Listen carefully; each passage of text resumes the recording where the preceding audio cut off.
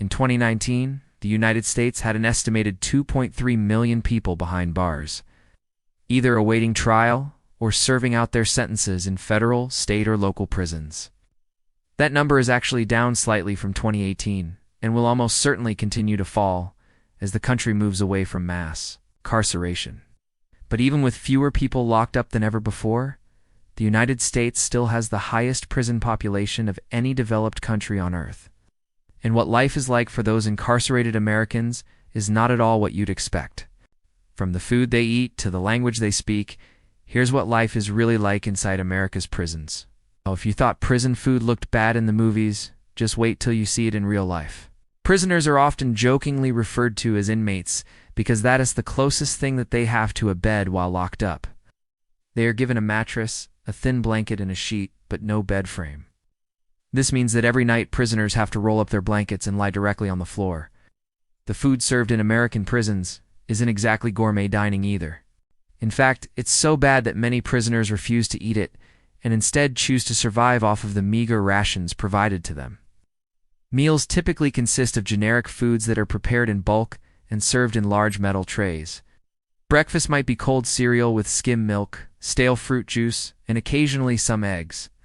Lunch and dinner usually feature some sort of meatless entree, like sloppy joes, vegetarian chili, or grilled cheese sandwiches, along with overcooked vegetables and underripe fruit.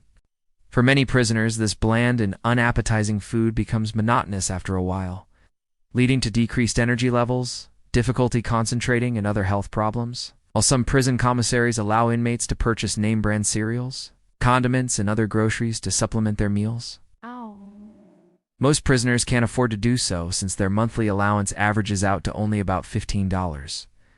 But perhaps the most surprising fact about prison food is that, unlike what you might see on TV, prisoners don't typically eat with plastic utensils.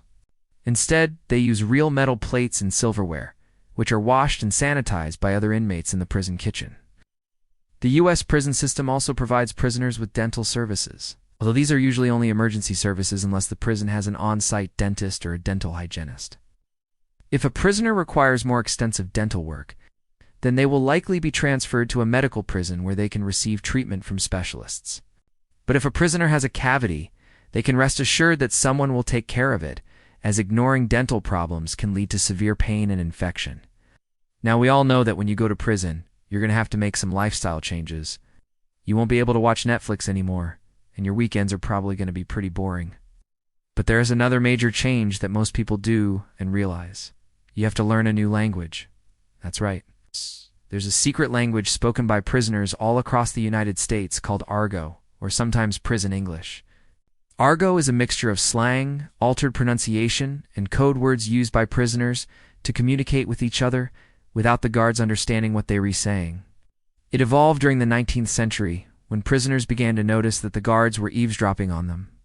So they started using code words and phrases to keep their conversations secret. Today, there are thousands of Argot terms in common usage, like calling a cellmate your wife, or using the word fish to mean snitch.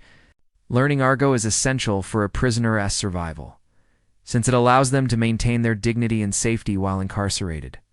However, it can be difficult to learn, especially for older prisoners who may not be as adept with language or new technology.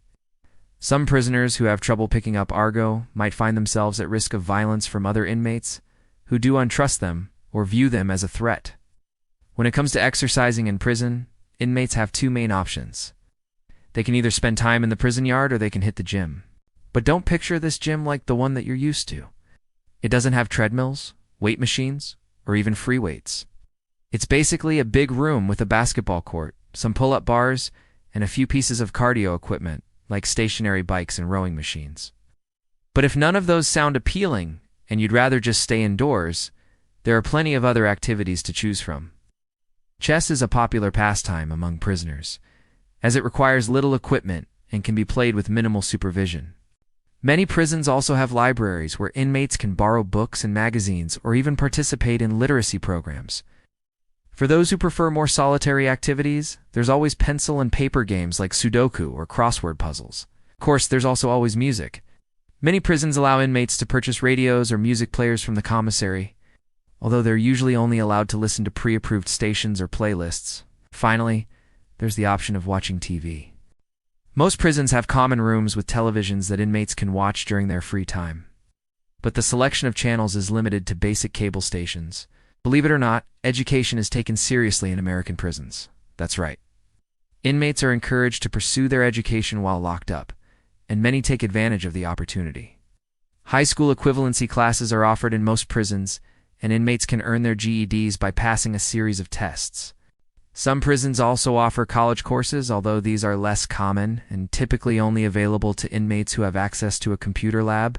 And many inmates take education seriously because they know that a good education is essential for finding a job and staying out of prison once they re-released.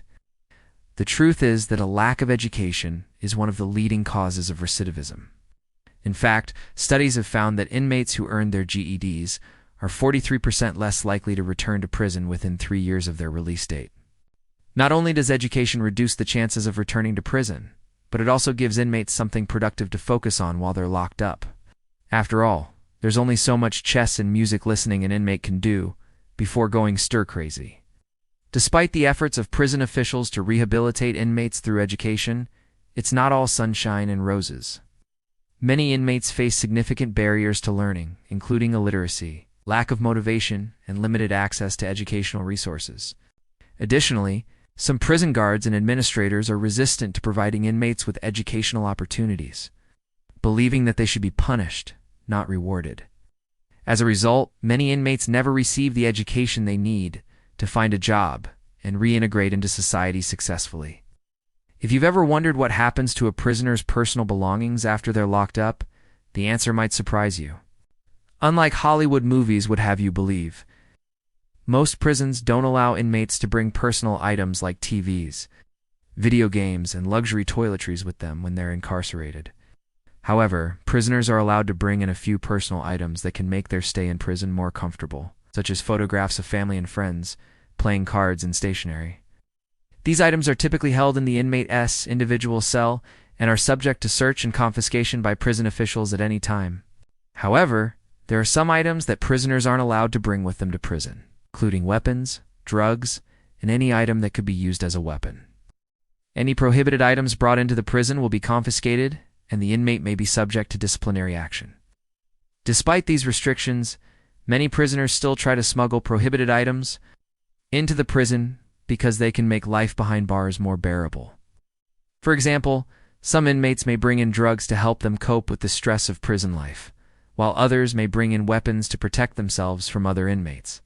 If you've ever wondered how prisoners keep themselves entertained when they're not working or participating in organized activities, the answer is usually pretty simple. They play cards. Card games are a popular pastime for prisoners because they require little more than a deck of cards and a table. They're also relatively easy to learn, meaning that new inmates can quickly get up to speed and start playing with the other prisoners. Some of the most popular card games played by prisoners include Go Fish, Crazy Eights, and Hearts. Prisoners also enjoy playing poker, blackjack, and other casino-style games, although these games are more likely to be played with other inmates as dealers, rather than with a standard deck of cards. Of course, there's always the option of playing solitaire, which is a great way for inmates to pass the time when they're feeling introspective or just want some quiet. Just don't expect them to share their winnings with you. As you can see, life in an American prison is not nearly as glamorous as the movies would have you believe. In fact, it's often downright depressing. But for those lucky enough to make it out alive, the experience can be a valuable lesson in humility, resilience, and the importance of second chances. Thanks for watching.